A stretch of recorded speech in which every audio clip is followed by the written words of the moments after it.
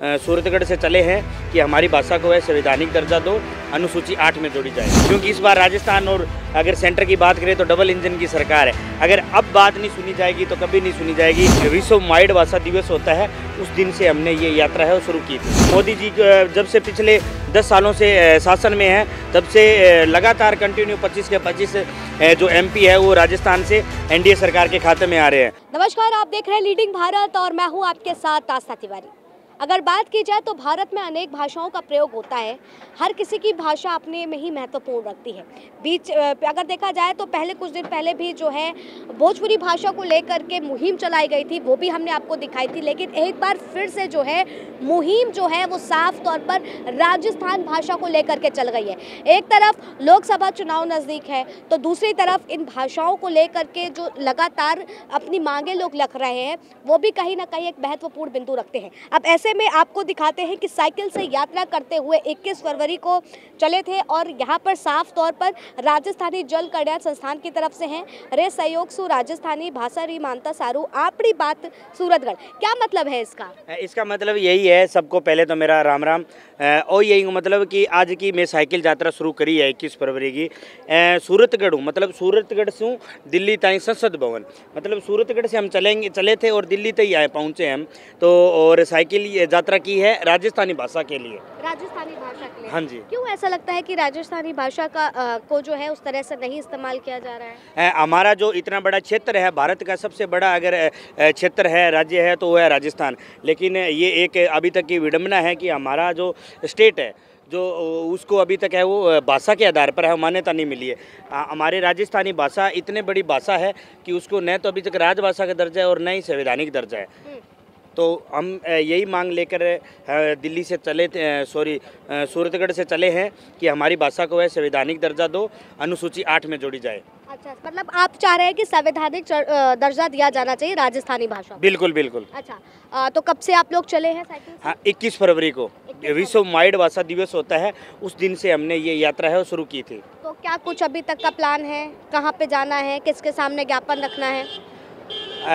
हमारा वही प्लान है कि जैसे कि भाषाओं जिको संबंधित है, जिको मंत्रालय आवे है वो माननीय श्री अर्जुन राम जी के देख रेख में है, भाई मंत्रालय का जी का मंत्री है। तो मैं अभी माननीय मंत्री जी हूँ, जी की हमारी मुलाकात होगी आज। मन में रखांगा, हमारी बात रखांगा जी को मैं बहु संबंधी जी की लेगा आया मैटर। और आगे भी माने क्यों टाइम दिया हुआ है या किंग आगे हमारी जी की बात है पूरे राजस्थानियों की जी की करोड़ों जनसंख्या की जी की राजस्थान भाषा की ताड़वांगी जी की बात है, किंग आगे तक रखे। और कद तक है जी की मैं तो मार तो निवेदन वही है कि चुनाव पहला इन भाषा ने अगर मान्यता देवे या फिर आपका घोषणा पत्र में अगर हमारी मांग ने हमारी राजस्थानी भाषा की जी की मांग पत्र में अगर घोषणा पत्र में शामिल करे तो हमारे लिए बहुत बड़ी बात होगी। तो मतलब आप चाह रहे हैं कि जो चुनाव नज़दीक है इसमें घोषणा पत्र जो सरकारों की तरफ से लागू हो, पार्टियों की तरफ से लागू हो, उसमें साफ तौर पर आपकी भाषाओं को लेकर के जिक्र हो? हाँ बिल्कुल। चाहे सरकार चाहे तो 2 मिनट में भी राजभाषा या संवैधानिक दर्जा दे सकती है, और चाहे तो वो चुनाव के बाद दे सकती है, लेकिन हम तो उनको विनम्र आग्रह ही कर सकते हैं।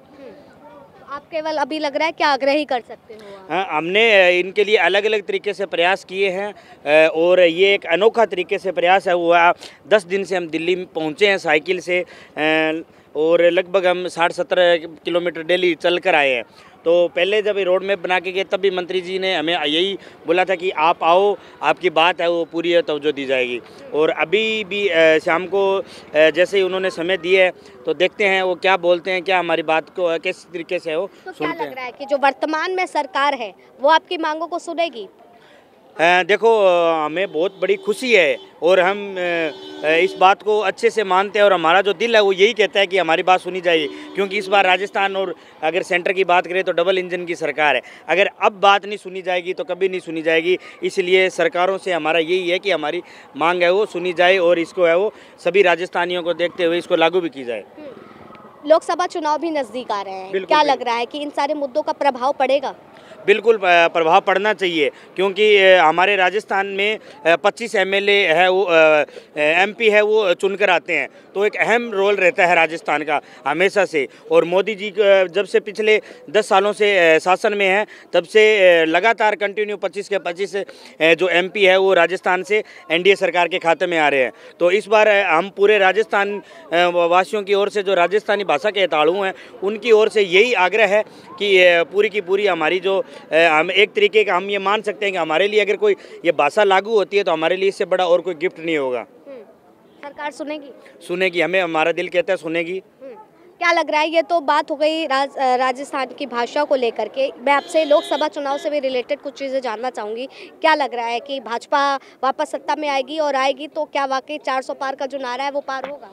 देखो जी, जिस तरीके से वर्तमान में जो उनकी कार्यशैली है, उसी कार्यशैली को देखते हुए वो एक नारायणा का मोदी है तो मुमकिन है, उसी चाह को लेके, उसी टेक को लेकर हम भी चले थे। अगर मोदी है तो मुमकिन है, अगर मोदी जी ये करेंगे तो मोदी जी करेंगे। इस वजह से उनकी जो कार्यशैली है उसके हिसाब से जो उनका नारा है वो 400 पार का, वो ज़रूर उनका है वो सफल होगा, लेकिन हमारी भाषा को भी उनको मान्यता है वो देनी पड़ेगी। तो देखिए, साफ तौर पर जो है भाषाओं को लेकर के जिक्र है, और लोकसभा चुनाव नज़दीक है, तो कहीं ना कहीं इन मुद्दों को ऐसे प्रेजेंट भी किया जा रहा है कि ताकि जो सरकार चुनाव आने वाले हैं उसमें इन मुद्दों को भी एक मुख्य रूप दिया जाए। जैसा कि इनका कहना था कि घोषणा पत्र में भी जो है इसको लागू करना चाहिए पार्टियों दल को। अब ऐसे में जो सवाल है, जहां पर डबल इंजन सरकार की भी बात हुई है और लोकसभा चुनाव का मैं लगातार जिक्र कर रही हूं, 400 पार का नारा है, तो यकीनन लगता है ऐसा कि वाकई 400 पार होगा भी। और जो राजस्थान की भाषा को लेकर के आज यहाँ पे लोग पहुंचे, यकीनन इस बात को भी सुना जाएगा। फिलहाल तब तक के लिए आप बने रहे लीडिंग भारत पर। कैमरा पर्सन अनिकेत के साथ आस्था तिवारी।